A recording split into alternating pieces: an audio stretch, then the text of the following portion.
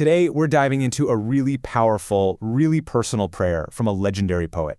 This was a man whose words weren't just about describing the world. He wanted to actually change it. Just listen to that line. Let me sing the songs which infuse life into the dead. That one quote from the poet Shair-e Mehjoor tells you everything about his ambition. We're not just talking about writing pretty poems here. This is a plea for the power to bring the human spirit back to life. So who exactly was this incredible figure? Let's spend a minute getting to know the man behind the prayer, the man they called the Poet of Kashmir. And that title, Shair-e-Kashmir, wasn't just some casual nickname. It means the Poet of Kashmir. It's a title he was given because, well, he was seen as the absolute, definitive voice of his people and his time. I mean, his importance was just huge. He was right at this turning point, taking Kashmiri poetry and pushing it into the modern world with new themes. His work got so popular, it basically became a symbol of nationalism. And get this, he is the only Kashmiri poet to ever have a full-length movie made about his life. The man was a legend in his own lifetime.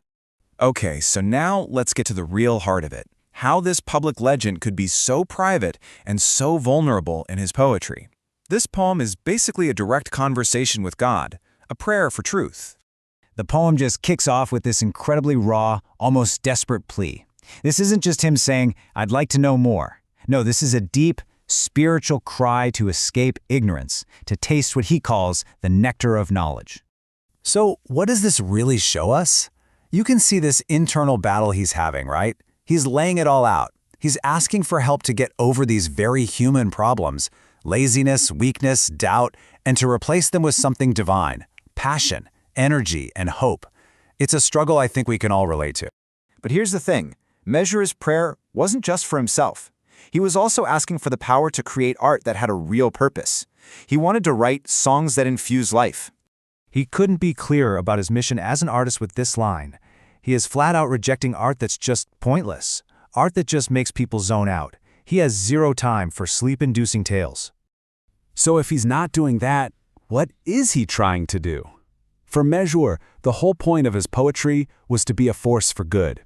He was praying that his words could inspire love, and that through that love, all the bitterness and hatred in the world would just disappear. His art had a mission. And all of this builds up to the poem's most personal, most powerful moment, what we can call the poet's enduring plea. And here, in this moment of just incredible honesty, he tells us where his name comes from. Mehjoor. It means someone who is forsaken, abandoned, separated. His entire public identity comes from this deep, private feeling of being left behind. But then, in the very next breath, he turns that pain into this powerful statement of faith. He's basically saying, okay, people might leave me, but I'm asking you, God, not to do the same. It's this amazing pivot from human loneliness to total spiritual trust. And that's exactly why this poem, written so long ago, still hits so hard. At its core, what Mehjoor is asking for is universal. It's that search for a connection that won't let us down, for a kind of safety that goes beyond the messy, fragile world of human relationships. Which kind of leaves us with one final thought.